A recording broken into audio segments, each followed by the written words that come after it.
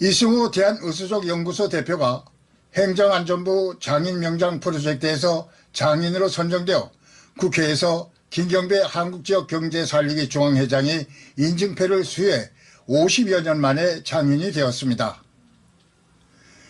이승우 장인은 56년 동안 서울 종로구 원남동 대한의수족연구소에서 반세기 동안 만든 손가락과 귀 그리고 팔과 다리의 쓰는 실리콘 재질임에도 불구하고 미세한 실핏줄이 도드라질 정도로 정교하게 만들 정도입니다. 이승우 장인은 사람 손발과 똑같이 만들기에 끊임없이 연구하는 게 본인의 일이라고 말하면서 직접 의족을 설명했습니다. 이거는 무릎 위까지 절단된 의족입니다. 대퇴 의족이라 하고요. 또 상태에 따라서 기장이 길어질 수도 있고 좁아질 수도 있고 또 유압식도 있고 뭐 기계식도 있고 여러 가지 식이 있습니다. 그렇기 때문에 그 사람에 맞는 의족 또 이 발은 발대로 여러 가지 발이 있는데요. 요즘은 저 상태가 뭐 웬만한 데는 걸어 다니는 데는 다 지장 없이 잘 만들어져 나오고 있습니다.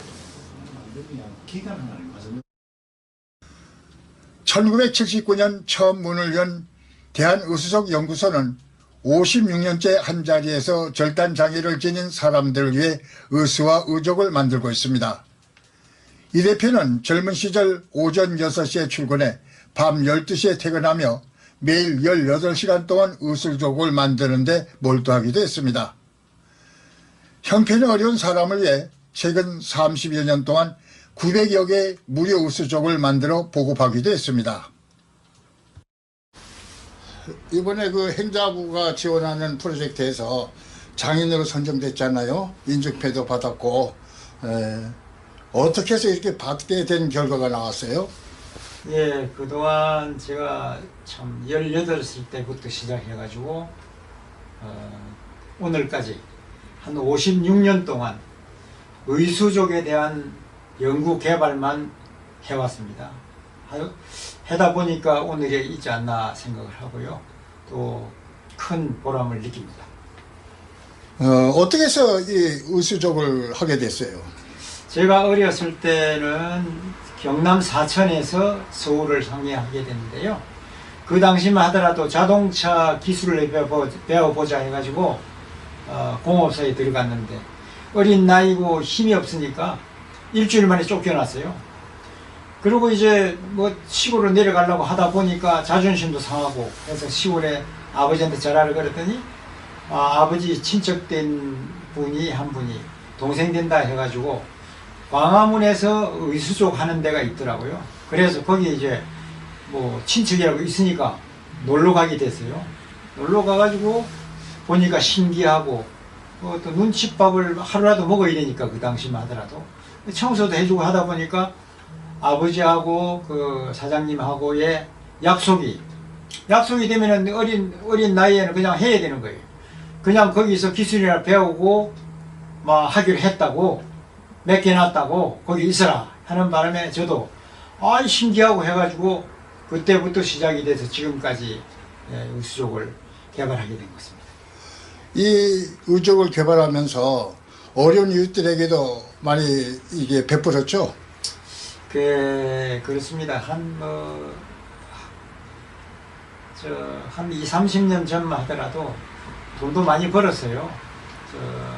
전자의수를 개발해가지고 돈도 많이 벌고 그러고 보니까 어느 모 신문사에서 장애인 날에 한 10명만 좀 집도 절도 없는 사람, 다리 없는 사람이 있다 그래가지고 해주자 그래서 그래 하게 됐는데 그 해에 150명이 온 거예요. 그래서 내가 이거 1년 내내 그냥 무료로 그냥 뭐 힘도 있고 또 뭐 나름대로의 재력도 그 당시에는 있었습니다. 그래서 해주게 됐는데요.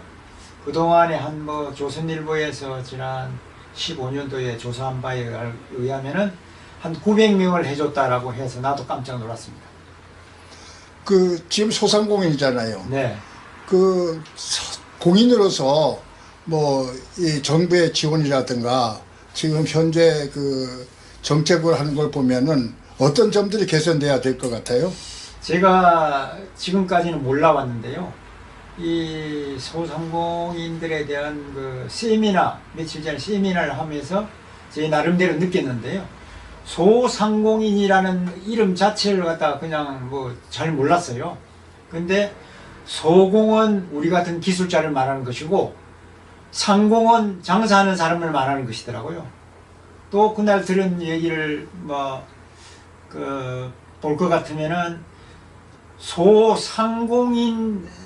상공인들에게는 그 예산이 한 1조 원 정도 아마 된다고 들은 것 같고요. 또 공인들에게는 1,000억 원밖에 안 된다고 예산이 집행이 되어 있다 그러더라고요. 제가 깜짝 놀랐습니다. 외국 같은 경우에는 거꾸로, 예를 들어서 공인들에게는 많은 지원이 되어야 될 것 같고, 또 상인들은 장사하다가 그만두면 잘 될 수도 있고 못 될 수도 있지만, 공인이라는 건 한 사람 죽고 나면 더 개발할 수가 없습니다. 저 나름대로 그런 생각을 하고 있습니다. 그래서 국가적인 차원에서는 국회에서 어느 의원님들이 좀 발의도 좀 하고 해가지고 법이 제정이 돼야만이 우리 공인들도 아마 살아남을 수 있지 않을까, 저 나름대로 생각을 해봅니다. 그리고 이 기능을 어떻게 가업을 승계해 나갈 계획입니까? 저는 그렇습니다. 한 3, 4년 전에 서울시로부터 미래유산으로 남겨야 되겠다, 이런 특별한 기술이기 때문에 해서 저하고 체결이 되어 있습니다. 앞으로 50년 동안 미래유산으로 이 자리에서 하기로 결정이 되어 있었어요. 약속이 되어 있습니다. 그래서 저희 대를 이어서 우리 아들하고 같이 지금 현재 같이 하고 있습니다. 학교 같은 거는 필요하지 않을까요? 학교는 있습니다. 학과도 있고 학교도 있고 고시 제도도 있어가지고 제도화는 잘 되어 있습니다. 그 젊은이들은 어떻습니까? 글쎄, 젊은이들이 특별히 이걸 해야 되겠다라는 분들은 아직까지는 정부 도움이 수요 공급이 안 맞으니까 젊은 애들은 돈을 벌어야 될 거 아니에요. 그래서 더 간절한 게 공인들에 대한 국가적인 차원에서의 도움이 필요하다고 말씀드릴 수 있습니다. 서울시는 50년 넘게 의수적 개발과 연계 정진해 최첨단 공법을 개발 보급했고, 이 대표가 아들과 함께 2대에 걸쳐 장애인 복지를 위해 역할을 하고 있다는 공적을 인정해 미래유산으로 선정하기도 했습니다.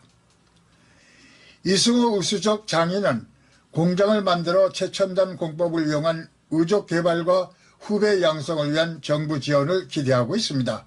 4차 산업행정뉴스 서정영입니다.